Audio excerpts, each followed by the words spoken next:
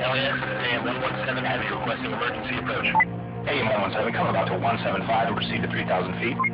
Roger that, LAX. We're not going to be able to make that approach. We're having trouble maintaining altitude.